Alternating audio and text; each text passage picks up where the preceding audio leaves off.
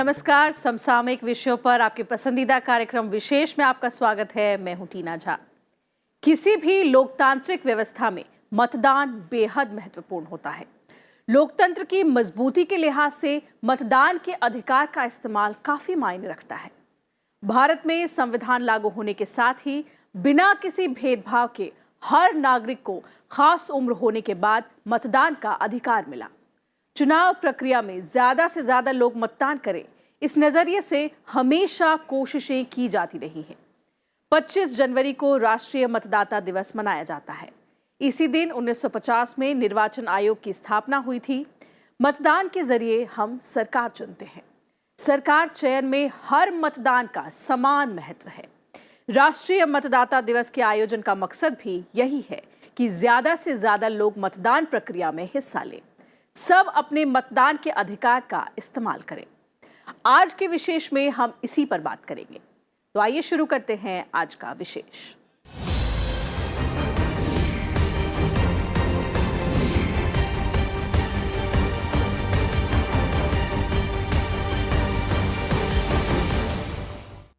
राष्ट्रीय मतदाता दिवस के मौके पर राष्ट्रपति रामनाथ कोविंद ने देश के लोगों से मतदान में बढ़ चढ़कर भाग लेने की अपील की।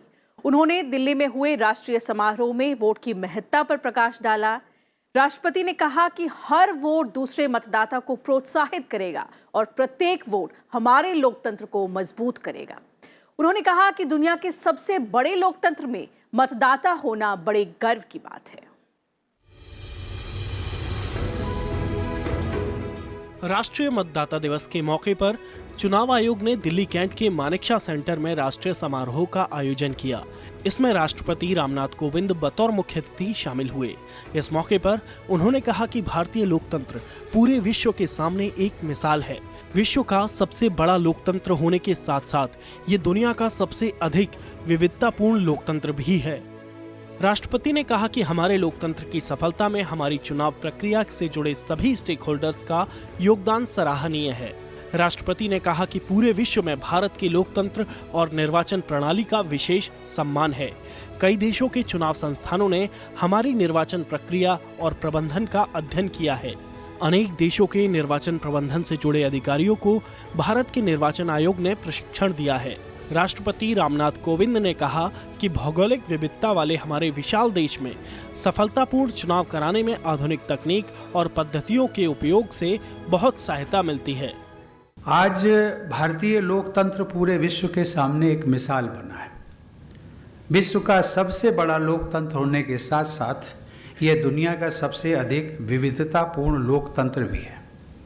हमारे लोकतंत्र की सफलता में हमारी चुनाव प्रक्रिया से जुड़े सभी स्टेक होल्डर्स का योगदान सराहनीय है, परंतु निसंदेह सबसे महत्वपूर्ण भूमिका मतदाताओं और निर्वाचन आयोग की रहती है। और सही मायने में ये कहा जाए कि निर्वाचन आयोग और मतदाता एक दूसरे के पूरक होते हैं। इस मौके पर राष्ट्रपति ने सभी से मतदान के गौरवपूर्ण अधिकार का इस्तेमाल करते समय जिम्मेदारी, नैतिकता और संवेदनशीलता से काम लेने की अपील की। राष्ट्रपति का मानना है कि युवा मतदाता विवेक पर आधारित मतदान के जरिए 21वीं सदी के भारत का भविष्य निर्धारित करेंगे। राष्ट्रपति ने कहा कि जितने ज्यादा लोग अपने मत का इस्तेमाल करेंगे, उससे लोकतांत्रिक प्रक्रिया को मजबूती मिलेगी। आज राष्ट्रीय मतदाता दिवस के अवसर पर मेरा सभी नागरिकों से अनुरोध है कि आप सभी वर्ष 2019 में होने वाले इस महायज्ञ में मतदान करके प्रत्यक्ष रूप से अपनी भागीदारी निभाएं और साथ ही अन्य नागरिकों को भी मतदान करने के लिए प्रेरित करते हुए आप सब इस लोकतांत्रिक प्रक्रिया को और अधिक मजबूत बनाएं। 9वें राष्ट्रीय मतदाता दिवस के मौके पर मुख्य चुनाव आयुक्त सुनील अरोड़ा ने कहा कि चुनाव आयोग की कोशिश है कि आगामी लोकसभा चुनाव में देश का एक भी मतदाता न छूटे। चुनाव प्रक्रिया में महिलाओं की भागीदारी को बढ़ाने की भी पुरजोर कोशिश की जा रही है। Our endeavor is to make elections more and more inclusive, voter friendly, transparent and festive. And in this pursuit, we have brought in several other initiatives also for excellent and effective connect with voters and for strengthening the electoral confidence. इस मौके पर कानून मंत्री रविशंकर प्रसाद ने मतदान के लिए EVM के उपयोग का समर्थन करते हुए कहा कि चुनाव आयोग पर भरोसा करने और संस्था की पवित्रता का सम्मान करने की आवश्यकता है। Today, if electronic is being used, I don't wish to make any political point, but I wish to say it with all respect, the same machine has shown the victory of my party and also the defeat of my party. The same machine has shown so many regional players getting success time and time again. I think this kind of trust of the Election Commission in new technology backed by most profound technologically oversight is something we all need to respect. राष्ट्रीय मतदाता दिवस समारोह में Bangladesh, Bhutan, Kazakhstan, Maldives, रूस और श्रीलंका के मुख्य चुनाव आयुक्त और वरिष्ठ अधिकारी शामिल हुए। राष्ट्रपति ने वहां मौजूद युवा मतदाताओं को इलेक्शन फोटो आइडेंटिटी कार्ड्स भी दिए। माई वोट मैटर्स नाम की एक त्रैमासिक पत्रिका का भी विमोचन किया गया और चुनाव आयोग ने पहली कॉपी राष्ट्रपति को पेश की। राष्ट्रपति ने चुनाव कराने में शानदार कामकाज करने वाले अधिकारियों को भी सम्मानित किया। इसके अलावा उन सिविल सोसाइटी संगठनों और मीडिया संस्थानों को भी सम्मानित किया गया जिन्होंने मतदाता जागरूकता के क्षेत्र में बेहतरीन योगदान किया है। रविंद्र सिंह चौहान के साथ ब्यूरो रिपोर्ट, राज्यसभा टीवी। हर साल 25 जनवरी को राष्ट्रीय मतदाता दिवस मनाया जाता है। उपराष्ट्रपति और प्रधानमंत्री ने भी इस मौके पर देशवासियों से ज्यादा मतदान प्रक्रिया में हिस्सा लेने की अपील की है। आइए जानते हैं कि कब से मनाया जा रहा है राष्ट्रीय मतदाता दिवस और इसका मकसद क्या है।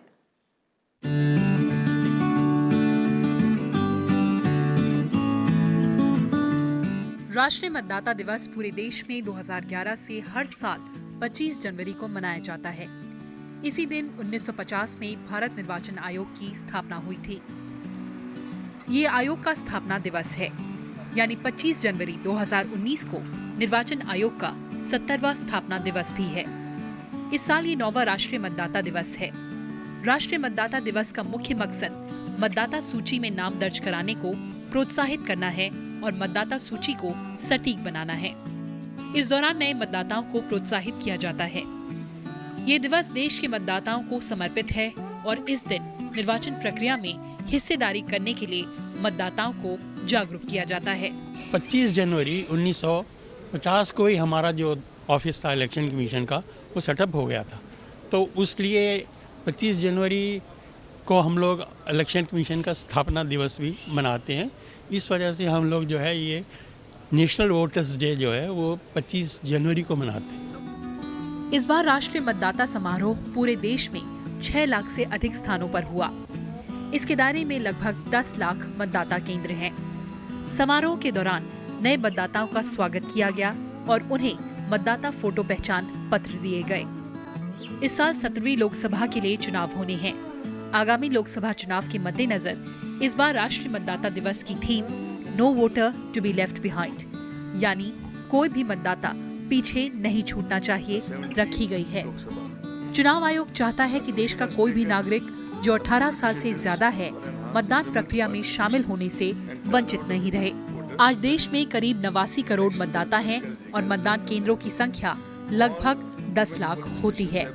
मकसद ये है कि लोगों को जो है एक तरह से रिमाइंड करवाना कि भाई आप भारत के विशिष्ट नागरिक हैं और आपको वोट देने का अधिकार है, जिससे कि हमारी सरकार बनती है और सरकार चलाती है। तो याद दिलाना कि आपका अधिकार है और इस अधिकार को आप जो है अपनी ड्यूटी भी समझ के वोट भी दीजिए।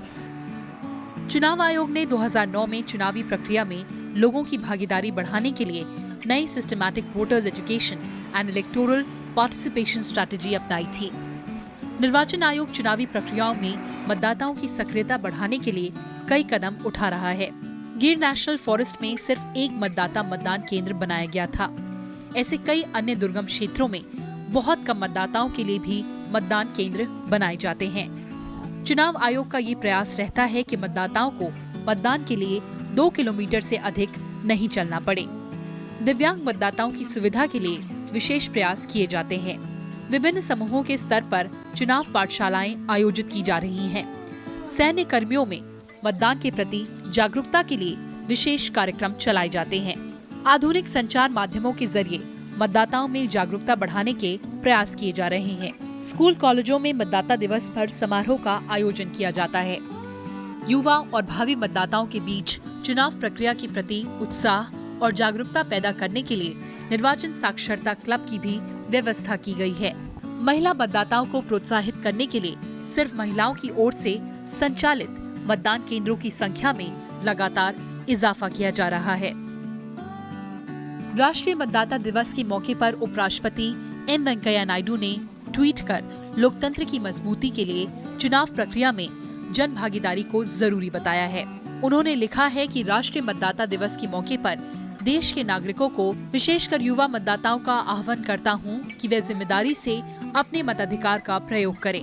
प्रबुद्ध नागरिक किसी भी परिपक्व गणतंत्र की आवश्यक शर्त हैं।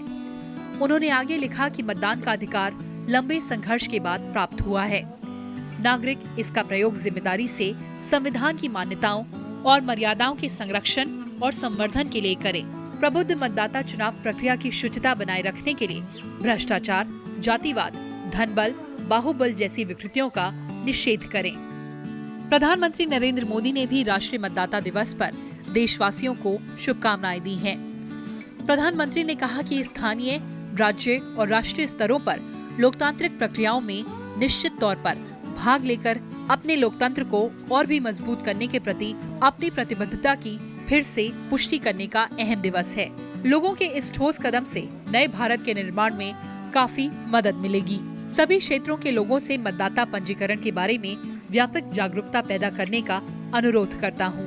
विशेषकर अपने उन युवा मित्रों से खुद को मतदाताओं के रूप में अपना पंजीकरण कराने का अनुरोध करता हूँ, जिन्होंने ऐसा पहले नहीं किया है। डाले गए प्रत्येक वोट से हमारा लोकतांत्रिक ताना बाना मजबूत होता है। हर मतदाता का वोट सरकार बनाने की प्रक्रिया में समान महत्व रखता है। हर मतदाता अपने मताधिकार का प्रयोग कर सके, ये सुनिश्चित करने के लिए निर्वाचन आयोग के तहत एक बहुत बड़ा चुनाव तंत्र काम करता है। Bureau report, Rajya Sabha TV. दुनिया के सबसे बड़े लोकतांत्रिक देश में चुनाव सबसे अहम है, जिसमें देश के नागरिक अपने मताधिकार का इस्तेमाल कर जन प्रतिनिधि चुनते हैं और देश के विकास की प्रक्रिया में भागीदार बनते हैं। आजादी के बाद से अभी तक मतदान प्रक्रिया का स्वरूप काफी बदल चुका है। मतदान की प्रक्रिया को निष्पक्ष बनाने और मतदाताओं के अधिकार को मजबूत बनाने के लिए देश के संविधान में कई प्रावधान किए गए हैं। मतदान की प्रक्रिया में ईवीएम ने भी महत्वपूर्ण भूमिका निभाई है।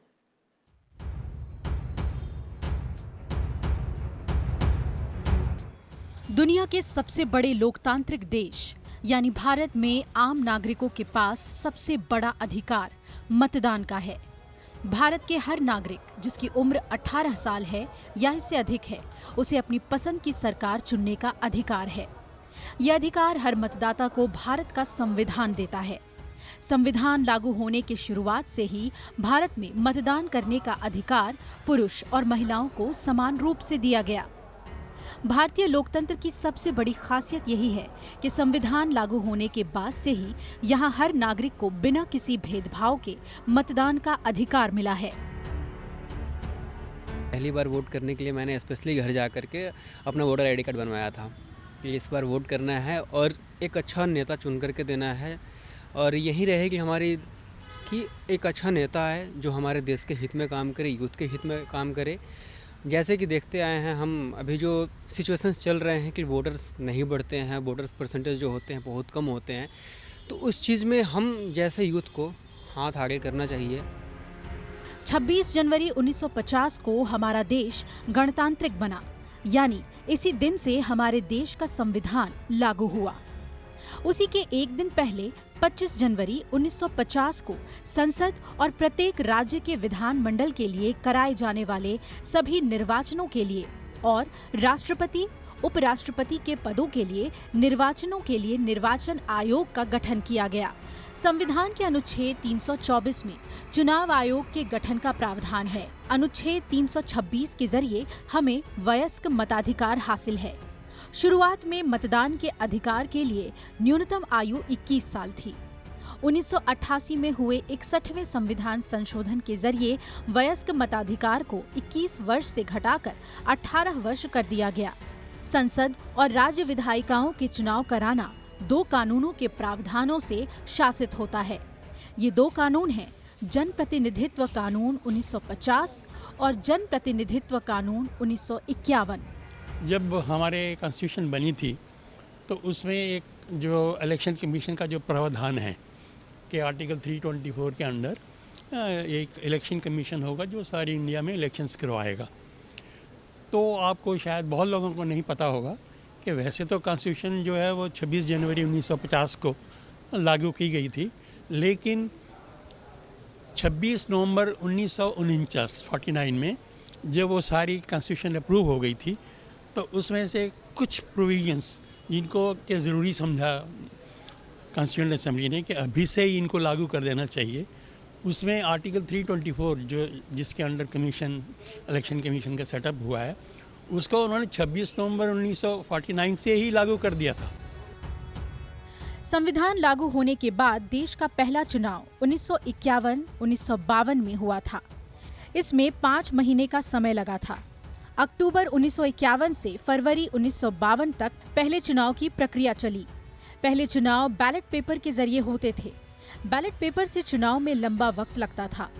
मानव संसाधनों की भी ज्यादा जरूरत होती थी। मतगणना में भी काफी वक्त लग जाता था। बैलेट पेपर से जुड़ी कई खामियों को दूर करने के लिए बाद में इलेक्ट्रॉनिक वोटिंग मशीन यानी ईवीएम का इस्तेमाल शुरू किया गया। एक नजर डालते हैं भारत में ईवीएम के इतिहास पर। पहली बार 1982 में केरल के परूर विधानसभा निर्वाचन क्षेत्र के 50 बूथों पर ईवीएम का इस्तेमाल किया गया। 1983 में ईवीएम को वैधानिक रूप देने का आदेश केरल उच्च न्यायालय ने दिया और इसे जरूरी मानते हुए दिसंबर 1988 में संसद ने जन प्रतिनिधित्व अधिनियम 1951 में संशोधन करते हुए नई धारा 61A जोड़ दिया। इससे चुनाव आयोग को ईवीएम से वोटिंग कराने का अधिकार मिला। लेकिन ईवीएम का अस्तित्व में आना इतना आसान नहीं था। केंद्र सरकार ने 1990 में राष्ट्रीय और क्षेत्रीय दलों के प्रतिनिधित्व को लेकर चुनाव सुधार समिति बनाई, जिसे ईवीएम के इस्तेमाल पर अपने विचार रखने थे। समिति ने अपने विचार में कहा कि मशीनें छेड़छाड़ मुक्त हैं। 24 मार्च 1992 को केंद्रीय विधि और न्याय मंत्रालय ने कानून में संशोधन की अधिसूचना जारी कर दी। 1998 के बाद से आम चुनाव और उपचुनाव में संसदीय और विधानसभा निर्वाचन क्षेत्र में ईवीएम का इस्तेमाल किया जा रहा है। 2004 आम चुनाव पूरी तरह से ईवीएम के जरिए संपन्न कराया गया। और शुरू में एक कॉन्स्टिट्यूंसी में जितने भी कैंडिडेट्स होते थे ना, उनका एक अलग अलग बक्सा रखा जाता था। तो आपको सिर्फ वो जो पर्ची देते थे हम बैलेट पेपर, वो उसको जाके उस अपने पसंद वाले डब्बे में डालनी होती थी। That was known as balloting system.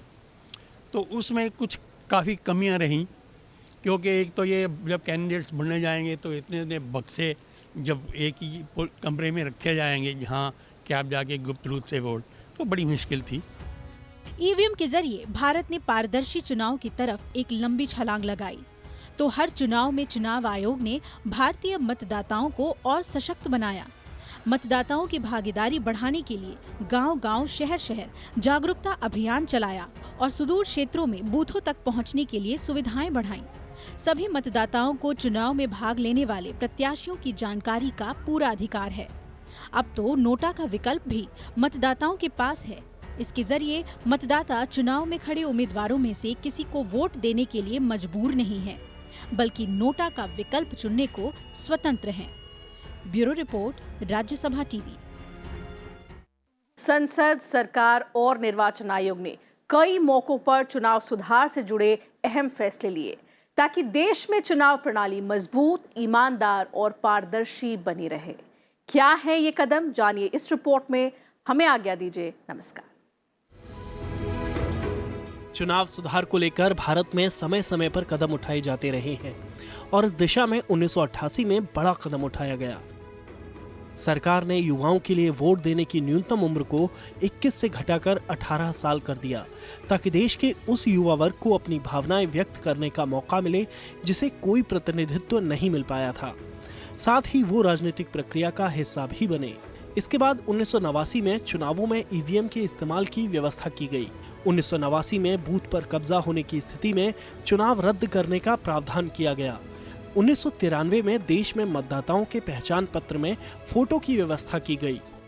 Her democracy जो है वो जहाँ पर भी कोई सरकार डेमोक्रेटिक वे पे, तो वहाँ इलेक्शंस हैं, और इलेक्शन करने के लिए मेरे ख्याल में हमने जो पद्धति इख्तियार करी है उसका शायद मुकाबला नहीं है। आप देख लीजिए सारी दुनिया में हमारे इलेक्शन कमीशन का नाम है, क्योंकि शुरू से लेकर आज तक कभी किसी ने ये नहीं कहा कि ये सारा इलेक्शन गलत था। इसको सड़कों पे आप देखते हैं दूसरे देशों में लोग सड़कों पे आ जाते। 1996 में देश में चुनाव प्रक्रिया में और बदलाव की जरूरत महसूस की गई। चुनाव आयोग ने उम्मीदवारों के नामों को सूचीबद्ध किया। मान्यता प्राप्त राजनीतिक दलों के उम्मीदवार, पंजीकृत और गैर मान्यता प्राप्त दलों के उम्मीदवार और निर्दलीय उम्मीदवारों को सूचीबद्ध किया गया। इसके अलावा चुनावी माहौल में शराब की बिक्री पर मतदान से 48 घंटे पहले पूरी तरह से प्रतिबंध लागू किया गया। साथ ही नियमों के उल्लंघन पर सजा का प्रावधान किया गया। सरकार ने मतदान के दिन वैतनिक अवकाश की सुविधा भी उपलब्ध कराई ताकि लोग मतदान प्रक्रिया में हिस्सा लें। इसके अलावा उम्मीदवारों को एक साथ 2 से अधिक निर्वाचन क्षेत्रों से चुनाव लड़ने पर रोक लगाई गई और चुनाव प्रचार की अवधि को भी सीमित किया गया। The change is significant because in those days they used to use ballot boxes, and ballot boxes there was a problem of vote stuffing, there was problem of time to count the paper ballot, there were large number of invalid votes also that were there. But now with the onset of the EVM and the VVPAT, it has brought in much swifter and much more transparent, much more robust system of election management. And this is something which all the all the various international election bodies, they always come to India to study how this is done. निर्वाचन आयोग ने 1996 के बाद जैसे जैसे जरूरत महसूस की, सुधार की प्रक्रिया को जारी रखा।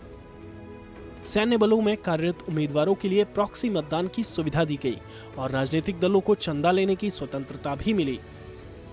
दृष्टिहीन दिव्यांगजनों के लिए ईवीएम में ब्रेल लिपि की शुरुआत 2004 में सबसे पहले आंध्र प्रदेश के आसिफ नगर निर्वाचन क्षेत्र के उपचुनाव में की गई। निश्चित तौर पर बहुत लंबा सफ़र रहा है। इलेक्शन कमीशन के द्वारा जो नवाचार किए गए हैं, जो प्रयास किए गए हैं, जिसके अंतर्गत हमने हर एक ग्रुप को टारगेट करके उन ग्रुप्स को बूथ तक लाने का जो प्रयास किया गया है, उसमें टेक्नोलॉजी का भी योगदान रहा है। और सबसे अच्छी बात इसमें ये रही है कि जो इलेक्शन कमीशन का मैंडेट है, no voter to be left behind, भी कोई भी मतदाता छूट नहीं जाए, उसके लिए एक पर्सन टू पर्सन टारगेटिंग जिसको कहें, कि कोई भी ग्रुप हो, मार्जिनलाइज ग्रुप हो, महिलाएं हो, कोई भी सेक्शन ऑफ सोसाइटी हो जो जिसको कोई किसी प्रकार की कठिनाई हो बूथ तक आने के लिए, उनको किस प्रकार से हम निवारण करें।